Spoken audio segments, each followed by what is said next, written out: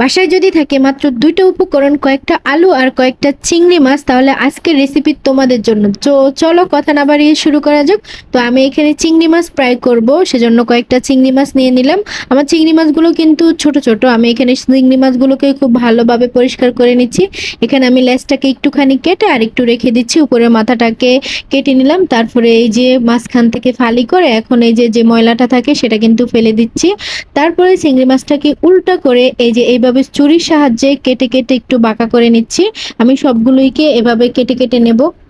তোমরা ভিডিওতে খেয়াল করলেই বুঝতে পারবা যে আমি কিভাবে কেটে নিছি। এগুলা কিন্তু আর বাঁকা হয়ে যাবে না। এখন আমি কতগুলো আদা আর রসুন একটু থেতো করে নিয়ে প্রায় অল্প একটু দিয়ে দিলাম। তারপরে দিয়ে দিলাম গোলমরিচ গুঁড়া, সামান্য লবণ, তারপরে হলুদ, মরিচ আর জিরা, আর যে ধনিয়া গুঁড়া। তো তোমরা তোমাদের বাসায় যে যে মশলা আছে সেগুলোই দিতে পারো, এখানে আহামরি কোনো মশলা দেওয়ার দরকার নেই। তারপর আমি একটু লেবু দিয়ে ভালোভাবে মেখে সাইডে রেখে দিলাম।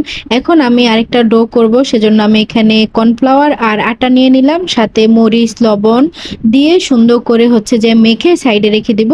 তারপর এখানে আমি একটা ডিম ভেঙে নিব। ডিম তো সচরাচর তোমাদের বাসায় সবার বাসায়ই থাকে। তো আমি ডিমটাকেও ভালো করে ফেটে নিব।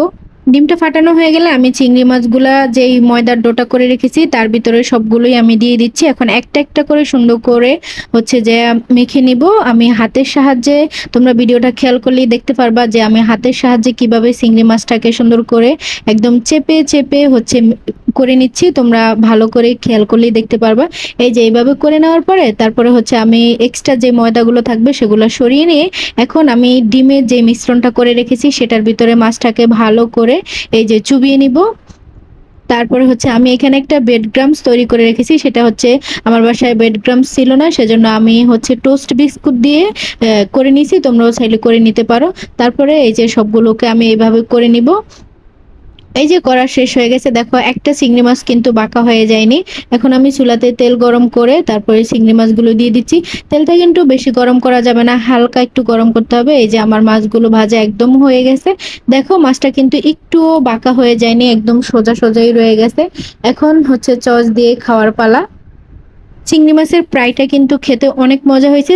চলো এখন ফ্রেঞ্চ ফ্রাই রেসিপি দেখানো পালা। আমরা কিন্তু অনেকভাবেই খেয়ে থাকি। তো আমি এখানে প্রথমে আলুগুলোকে কেটে এখানে আমি পাতিলে গরম পানি বসিয়ে তারপর গরম পানির ভিতরে 5 মিনিট রেখে দিলাম। তারপর এখানে আমি একটা মশলা করে নিচ্ছি।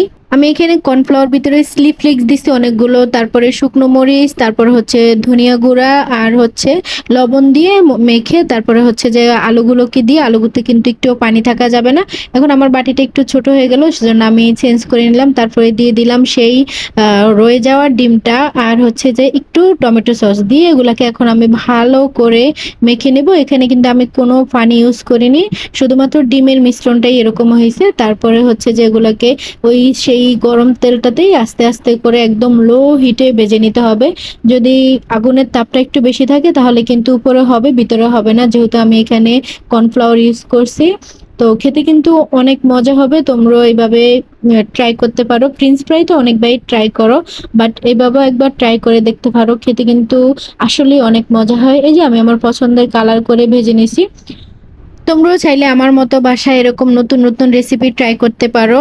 আমার নতুন নতুন রেসিপি ট্রাই করতে ভালোই লাগে। তো কে কোথা থেকে আমার ভিডিওটা দেখছো অবশ্যই কমেন্টে জানাবা। আর ভিডিও ভালো লাগলে সবাই লাইক, কমেন্ট, শেয়ার দিয়ে পাশে থাকবা। আল্লাহ হাফেজ সবাইকে।